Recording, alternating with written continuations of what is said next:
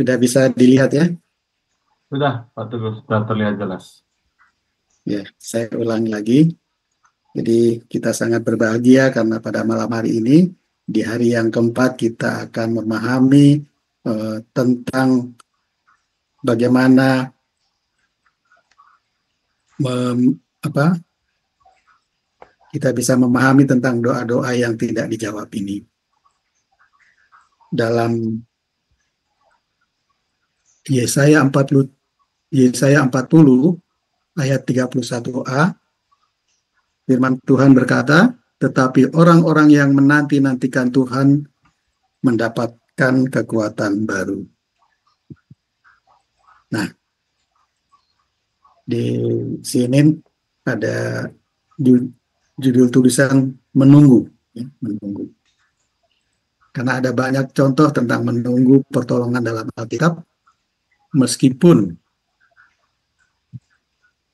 menunggu itu sangat menguji kesabarannya, menguji iman kita. Dan di dalam Alkitab juga dikatakan bahwa salah satu karakteristik umat Allah adalah kesabaran. Begitupun dalam doa. Sabar dalam menunggu jawaban dari Allah. Kita bisa ambil contoh seperti Abraham, ya. Selama berapa tahun itu? 25 tahun dia menunggu jawaban dari Tuhan untuk dia bisa memiliki seorang putra, seorang anak. Kemudian Musa juga menunggu selama 40 tahun jawaban dari Tuhan. Ada lagi Yusuf. Yusuf itu bertahun-tahun ya. Dia menjadi budak dan bahkan sampai dimasukkan ke penjara. Dan dia juga menunggu janji Tuhan. Nah, Bapak, Ibu, dan saudara sekalian, memang pekerjaan menunggu ini sangat, apa kalau dibilang, sangat membosankan, sangat tidak menyenangkan, ya, sangat tidak menyenangkan, apalagi menunggu dengan waktu yang cukup lama, ya, waktu yang cukup lama. Pasti di situ apa? Kita mengalami ujian, ya, mengalami ujian dalam perasaan kita. Kalau di bahasa rohaninya, kita mengalami ujian dalam iman kita. Iman kita diuji. Sejauh mana kita mampu dan sanggup untuk menunggu jawaban dari Tuhan itu. Saya coba berpikir, saya ketika menunggu anak saya periksa pakai BPJS di rumah sakit, bayangkan dapat nomor antrian yang cukup besar jumlah angkanya, harus menunggu sampai berjam-jam. Bagaimana itu yang menjadi, bagaimana perasaan kita kalau seperti itu? Nah, ini pun yang dialami oleh Abraham barangkali, ya, dan juga oleh apa? Oleh Musa, dan juga oleh siapa? Yusuf. Mari kita lihat kembali di dalam pelajaran kita pada malam hari ini. Dalam amanat kepada orang muda, halaman 232. Tiap-tiap doa yang dipersembahkan dengan tekun akan mendapat jawaban. Saya coba menggarisbawahi kata tekun, ya. Apa yang dimaksud kata tekun di sini? Kalau saya lihat di Kamus Bahasa Indonesia sepertinya kurang tepat. Saya coba searching di Google dan saya coba sinkronkan dengan dari bahasa Yunani. Ternyata cocok dengan apa? Dengan amanat kepada orang muda ini. Cocok dengan kalimat yang ditulis di amanat kepada orang muda ini. tekun dalam bahasa asli Yunaninya adalah upomone, ya, upomone, yang berarti dengan penuh kesabaran dan ketabahan. Ya. Berarti menunggu jawaban dari Tuhan itu memang kita harus penuh kesabaran dan ketabahan. Jadi ketika berdoa, kita berdoa, memohon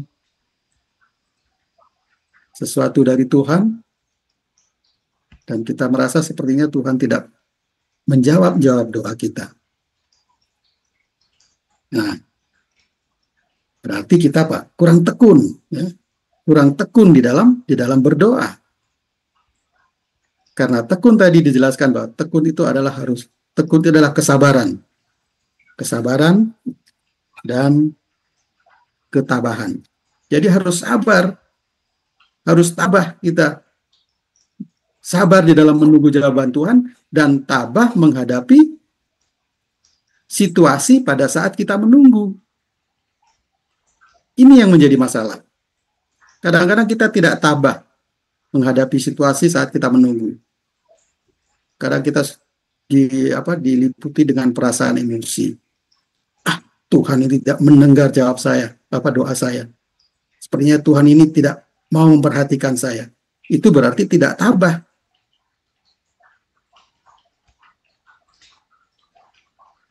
Oleh karena itu, kita lihat lagi apa yang dikatakan di dalam amanat kepada orang muda ini.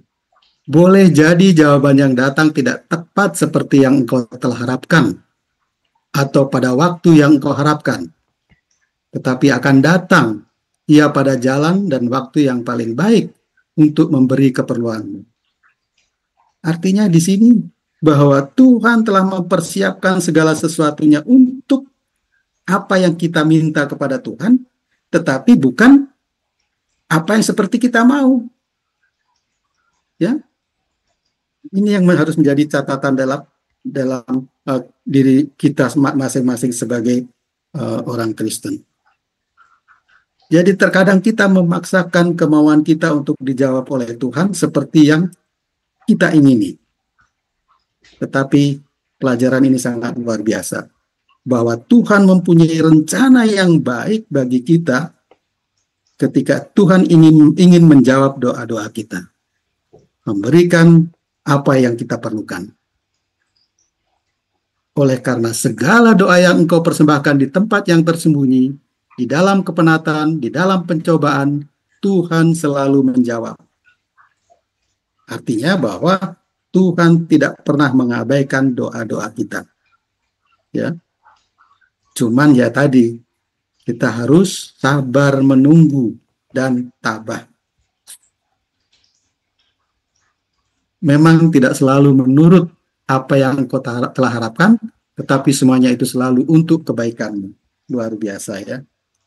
Jadi Tuhan mempersiapkan segala sesuatunya untuk doa-doa kita ini, hanya untuk kebaikan kita. Ya, hanya untuk kebaikan kita. Berarti kalau misalnya kita minta A, Tuhan kasih B, ya kita jangan kecewa. Karena itulah yang terbaik bagi Tuhan.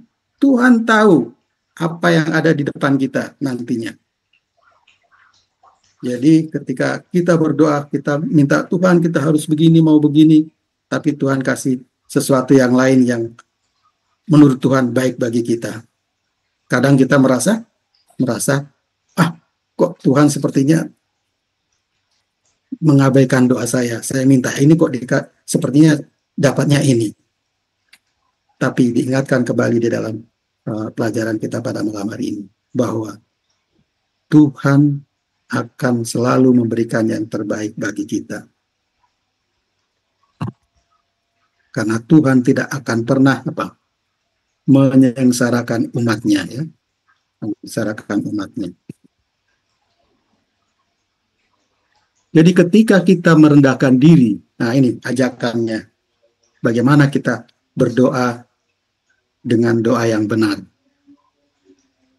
Ketika kita merendahkan diri dan menyampaikan kebutuhan kita dengan cara yang jelas dan spesifik, dan mengakui ketergantungan kita sepenuhnya kepada Allah, maka Tuhan akan menjawab. Dia akan menjawab. Namun, nah ini, seringkali kita harus menunggu. Kita seringkali perlu menggunakan semua sumber daya dan pilihan kita sebelum Allah campur tangan. Sehingga kita dapat mengetahui dengan pasti bahwa itu adalah Dia. Jika Dia menjawab dengan segera, kita mungkin mengambil pujian untuk diri kita sendiri. Ini ditulis dalam Yeremia 33 ayat 3. Berserulah kepadaku, maka aku akan menjawab engkau dan akan memberitahukan kepadamu hal-hal yang besar dan yang tidak terpahami, yakni hal-hal yang tidak kau ketahui. Jadi artinya di sini bahwa Tuhan itu tidak pernah mengabaikan atau tidak pernah tidak mendengar doa-doa kita. Tuhan selalu mendengar, tetapi Tuhan akan memberikan atau menjawab doa-doa kita itu seperti yang Tuhan sudah persiapkan. Ya. Karena Tuhan tahu kebutuhan kita. Ya. Tuhan tahu kebutuhan kita.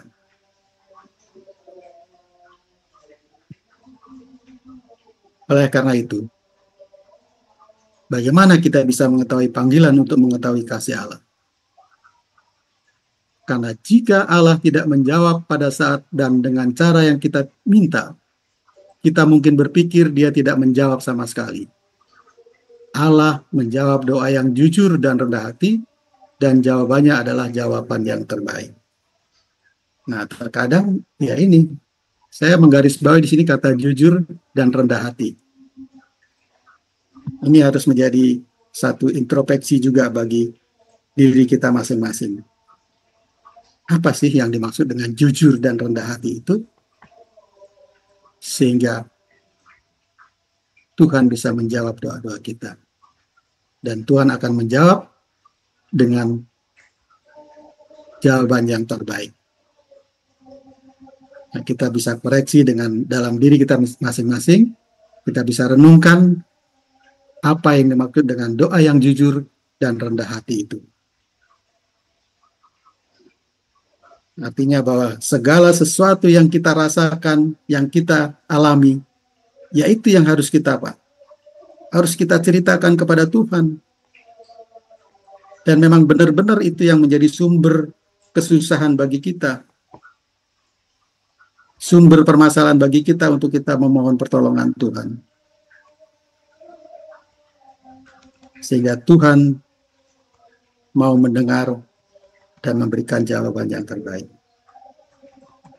Efesus 3 ayat 19, di mana firman Tuhan berkata, semakin kita mengenalnya, semakin kita percaya kepadanya. Semakin banyak kedamaian yang manusia miliki, dan semakin kita bersedia menunggu pimpinan dan campur tangannya, pusatkan pandangan kita kepadanya, kasihnya, janji-janjinya, dan cara-caranya memimpin dalam tantangan-tantangan di masa lalu. Dan dapat mengenal kasih itu, sekalipun ia melampaui segala pengetahuan, aku berdoa supaya kamu dipenuhi dalam seluruh kepenuhan Allah. Ini adalah doa siapa? Doa Rasul Paulus ya, pada jemaat Efesus. Jadi bagaimana kita berdoa dengan doa yang sebenarnya yang benar